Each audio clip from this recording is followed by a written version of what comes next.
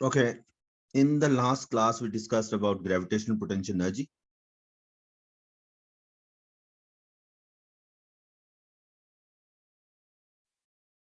We discussed gravitational potential energy as the amount of work done to bring an object from infinity to a certain point inside the field. And then we discussed that why it is negative everywhere inside the field, because gravitational potential energy is zero at infinity. And when we bring work, when we bring it to a point in the field, we are doing work along the direction of the force over there. And whenever we do work along the direction of force, we lose potential energy. So if something was zero and we lost it further, it means it has become negative. So everywhere in the field, gravitational potential energy is negative. And then we did this orbital speed, kinetic energy, potential energy, and escape velocity formula. Now, today's plan was to understand gravitational potential and change in gravitational potential energy. Let's start with gravitational potential energy, change in gravitational potential energy. Now, if this is a large mass like Earth, and an object changes position from A to B, okay, and this is a very large distance if this is with respect to same scale, uh, and this distance is R, and this distance is delta H. Now, I will be making the same thing with different way, in a different way. This is surface of Earth. This is surface of Earth.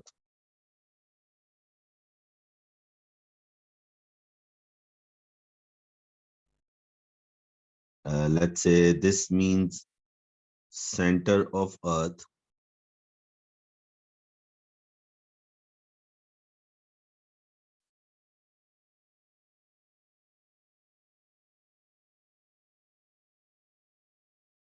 No, an object is at position A and then at position B. This is center of Earth. This is not to scale.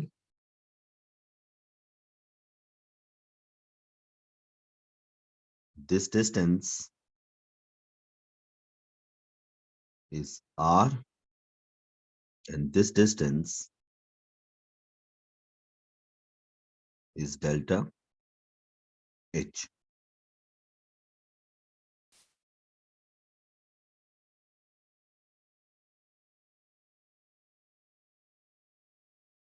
An object moves from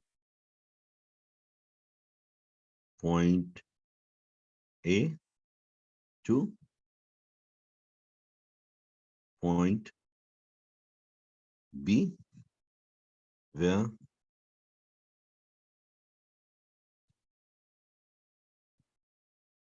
distance of A from center is R, and distance of B from A is delta H, provided that delta H is very, very small as compared to R. Okay, so this is the condition, one of the condition, that change of height has to be very small as compared to the distance of the points from the center of the Earth, or the planet, or the mass of the star or galaxy, or any mm, universe we're talking about. So delta H is very, very small as compared to R. Now,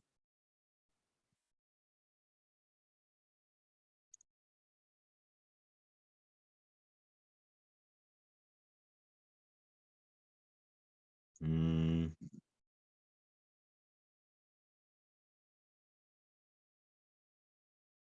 gravitational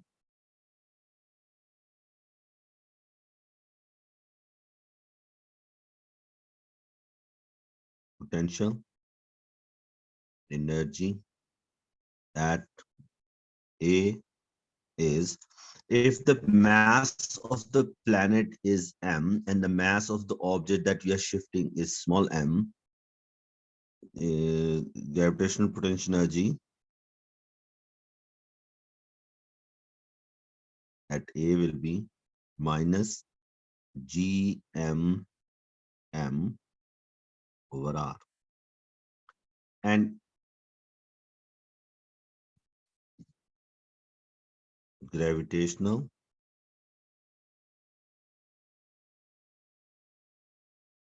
potential energy at B is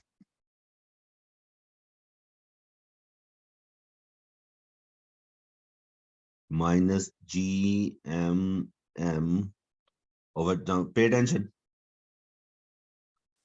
If A is r unit away from the center and B is delta H unit away from A, how far is B from the center of the planet or Earth? R plus delta H. Good, you're right. R plus delta H. Now,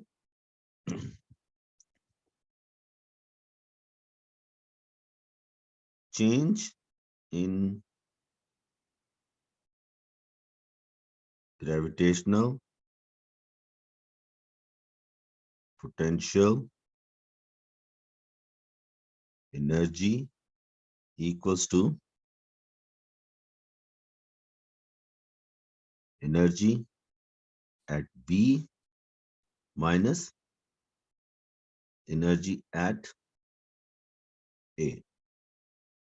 So change of gravitational potential energy will be energy at B minus energy at A. So it will be minus gmm over r plus delta H minus gmm over r. Can you reduce it to one single fraction?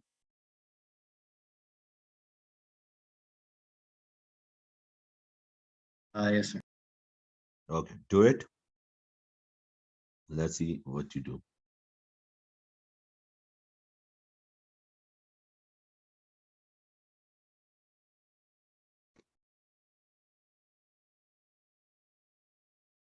So we take LCM, it becomes r into r plus delta H minus gmm r plus gmm into r plus delta H. In the next step, we can make it minus gmmr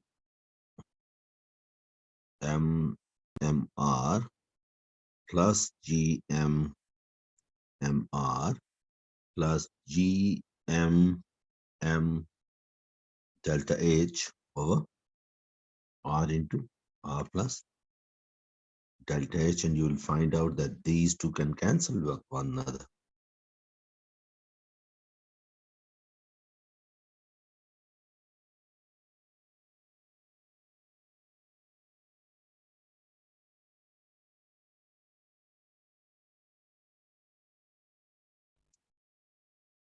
Yeah, I got this. Any confusion till now?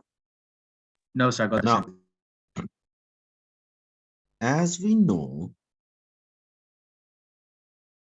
delta H is very, very small as compared to R. So R into R plus delta H can approximately be r square.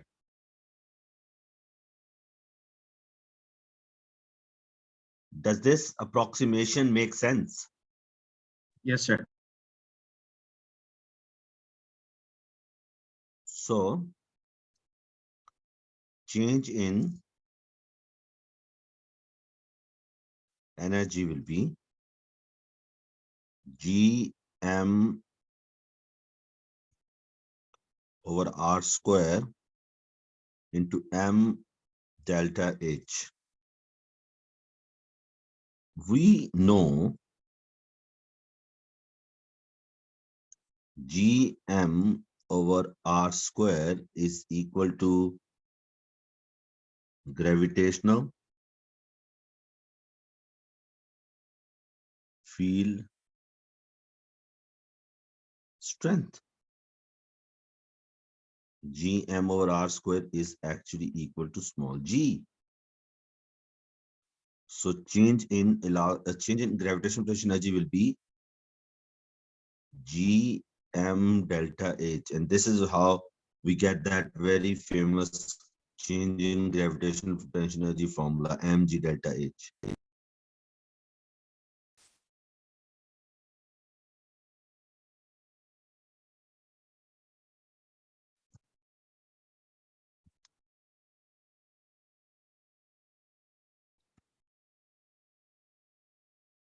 This formula is only applicable if, number one, measuring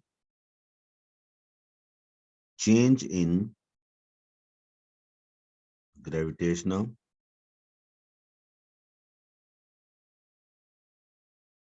potential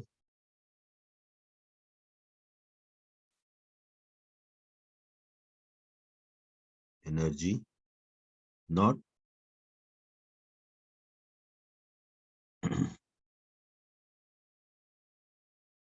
gravitational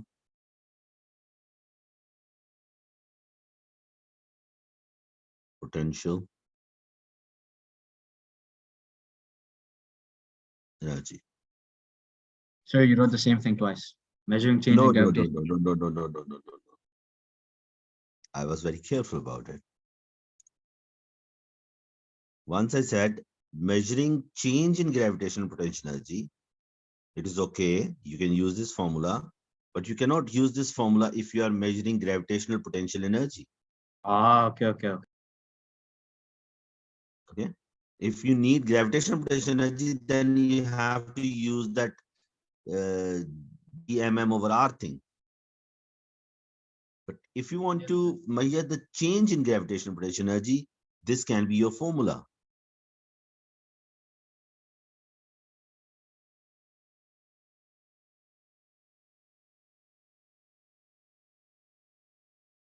Okay.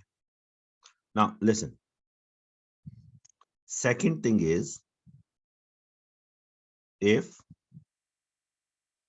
delta H is very small as compared to R, that there is no significant difference in value of G. So if the value of G is same, and value of G will be same only if A and B are very close together as compared to the distance from the center of Earth. If they will be far away from one another, then if they would be far, what will happen is that the value of G will change. And then when we are using this formula, change of gravitational potential energy equals to mgh, we will be confused which value of G we should use. Okay, so to avoid that kind of problem, what we should do is we can mm, make some conditions. One is that this formula is only to be used if we are measuring change in gravitational potential energy, not gravitational potential energy. Secondly, and we will only use this formula if the value of delta H is very small. What if value of delta H is not small? We are talking about a spaceship that we have sent from the surface of Earth into a into an orbit around the Mars. How the gravitational potential energy has changed. That will be too complicated to discuss. Let's say if we have sent a satellite from Earth to a geostationary orbit around Earth, there will be a significant change in gravitational field strength at the point on surface of Earth and in the orbit.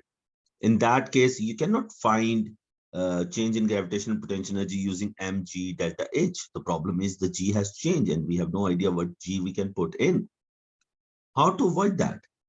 Answer is, you can use the formula of gravitational potential energy then, twice. You can find the gravitational potential energy on the surface of Earth, then you can find gravitational potential energy in the orbit, and then you can subtract those two answers, those two values to find out change in gravitational potential energy. So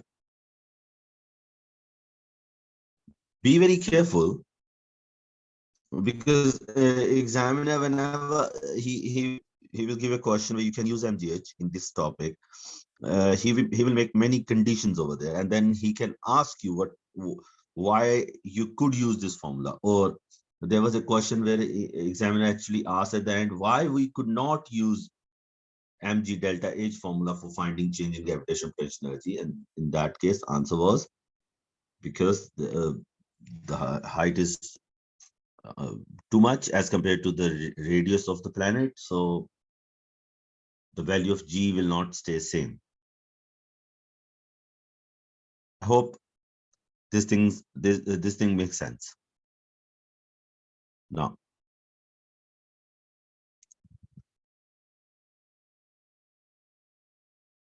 gravitational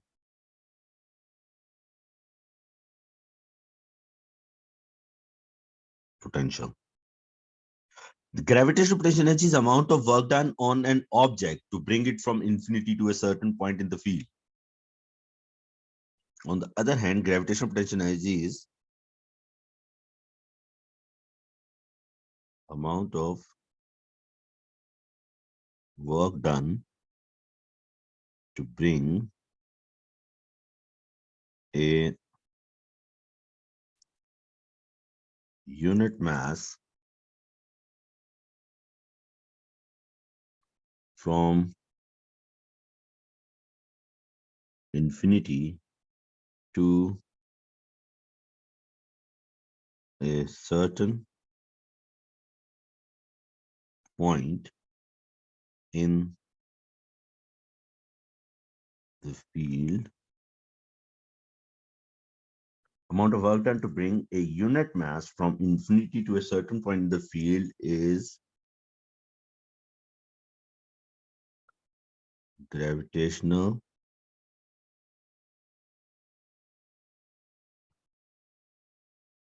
potential at the point. What is the difference in this statement and the statement for gravitational potential energy?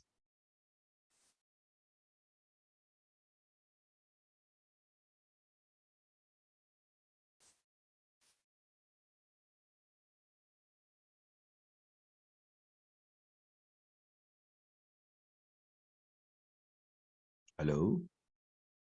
Yes, sir. I'm thinking, I'm not sure. Do you remember the formula for gravitational potential energy we discussed yesterday? The definition for Yes, sir. gravitational potential energy? Amount of work And done to bring an object from infinity to a certain point in a field is GP of that object to that point at that point. GPE of that one object. Yes. What is GPE? And how is this statement is different from that statement?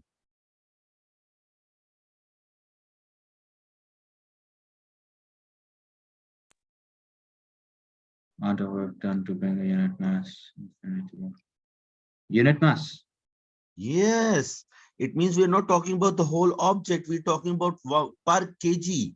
How much work is to be done for each kg? Yeah, okay. Okay, so gravitational potential energy per unit mass is called gravitational potential.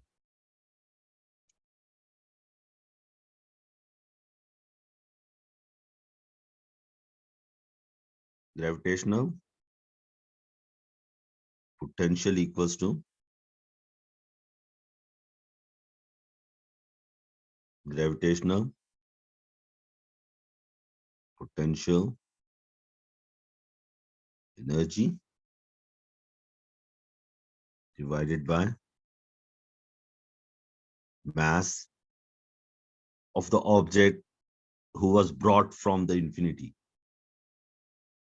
So it will be gravitational potential is V minus Gmm over R divided by M.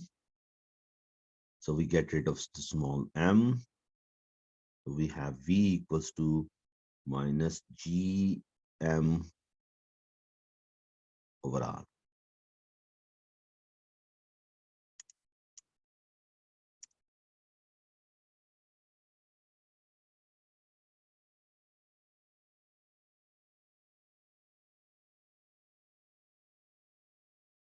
The unit for gravitational potential energy is joules. Unit for mass is kg. Guess the unit for gravitational potential. Joules per kilogram. Good. Joule per kg is gravitational potential. So some student get confused when examiner asks you to calculate gravitational potential. They think that he is asking for gravitational potential, and they tend to think that they are dealing with the same thing, but actually they're not. These are two separate different quantities. They are very much related to one another. They can be calculated, but like if you have one's value and you can do some maths and get the other's value, they are related to one another. Uh, they are very, very similar to one another, but they are not the same quantity. Be very careful about that. Okay. So gravitational potential is gravitational potential energy per unit mass. Now, if we have a mass like this,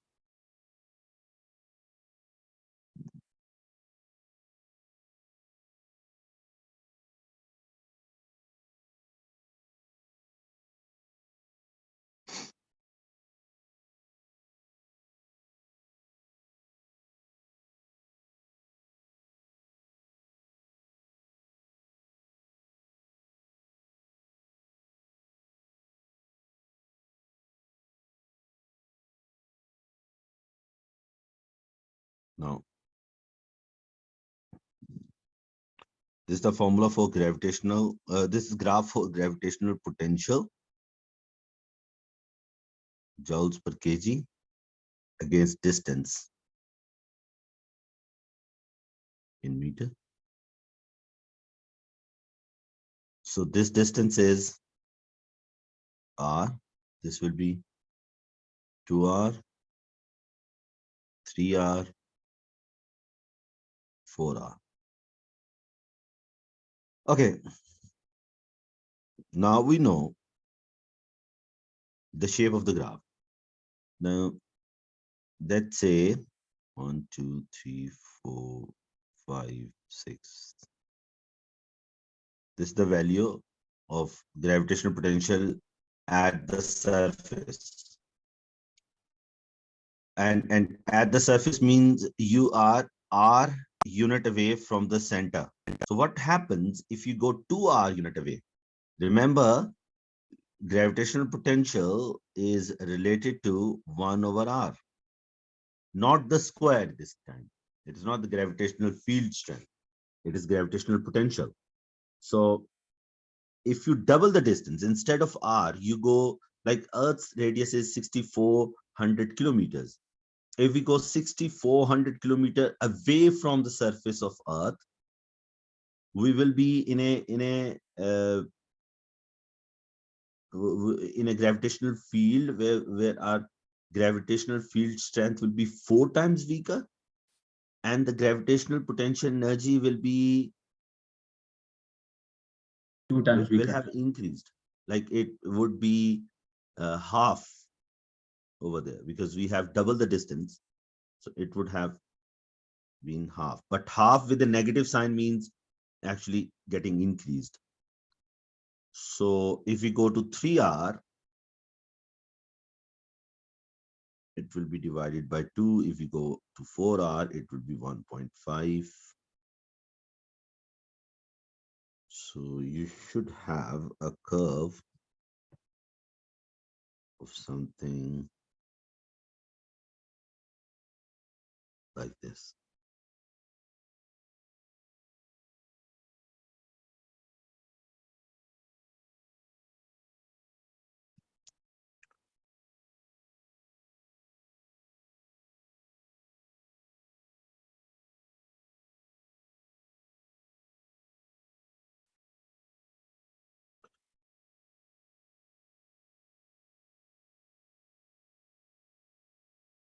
Okay. So this is the change in gravitational potential if we move away from the planet surface. So this is for one mass. How it will change if there are two masses?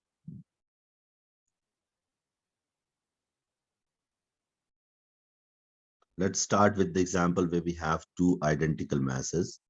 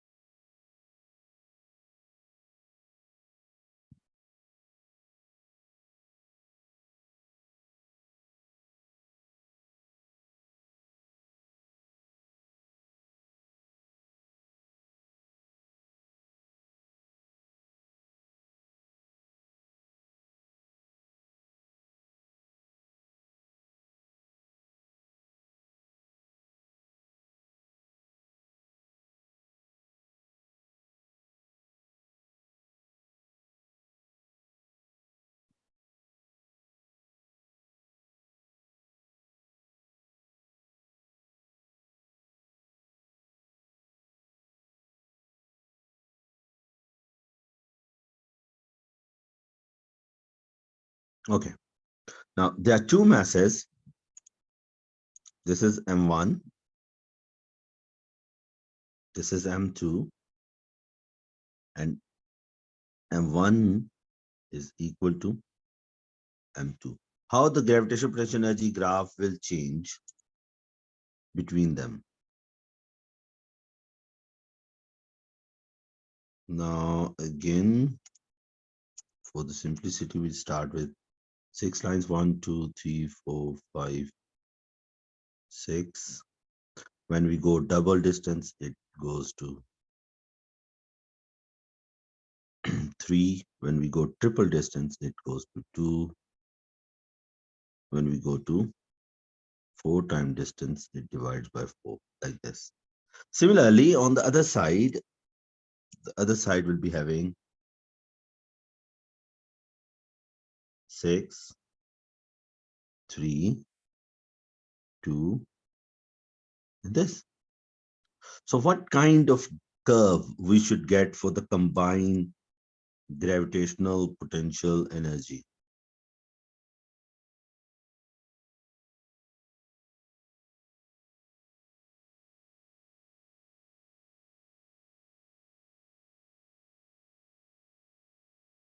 There will be a gravitational potential energy curve for this one, which will be like this.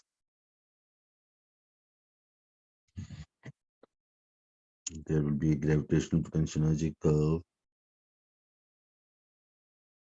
This to be like this.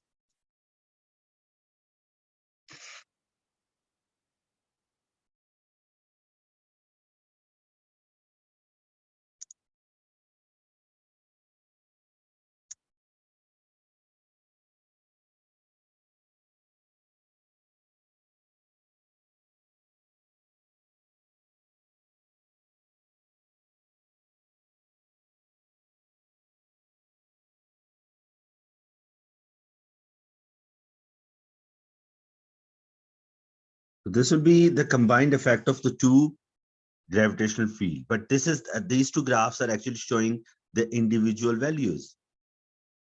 The combined values will be a combined effect of both the graphs, and they should have a slightly different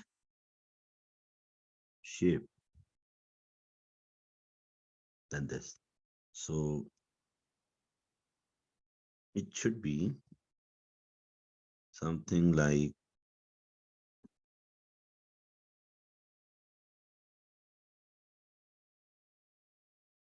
this, because the combined effect will have both of the values in them. So all the values will move a little down.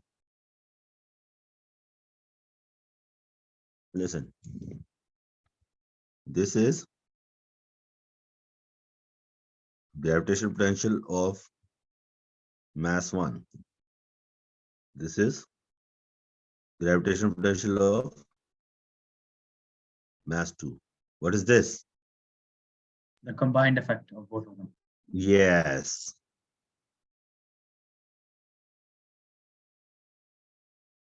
Combined effect of V of M1 and M2.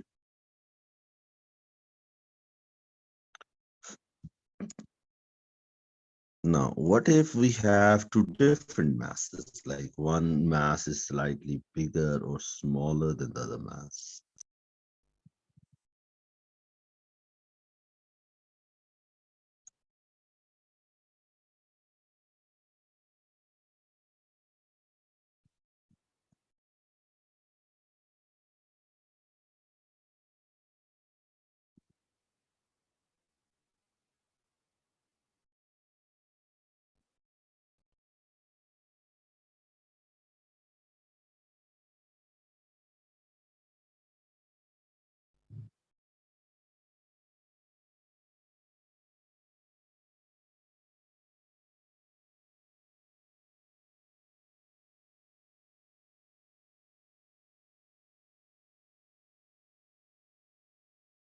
Okay, what if one mass is slightly smaller than the other one?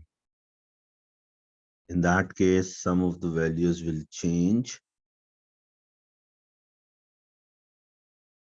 For example, this will not be same. This will not be same. Let's say because we haven't changed this, so this will be same. Now, because of the other mass, the gravitational potential will be slightly different. So it will have a smaller starting value. It should be something like this.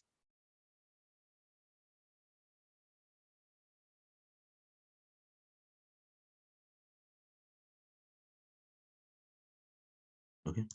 Now, what will be the combined effect now?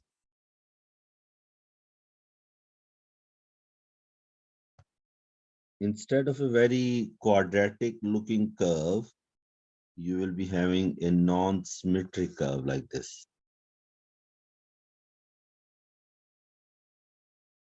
Okay. So similarly, the things are still the same. This will be the combined effect. This will be V of M2, and M1 is bigger than M2 in this case. Okay. Yeah. Now we have done almost everything in this topic. In the next class, we'll be doing some past paper questions. Okay, there will be a class tomorrow because we missed a class in this week. Okay, let's see you tomorrow. Okay, sir.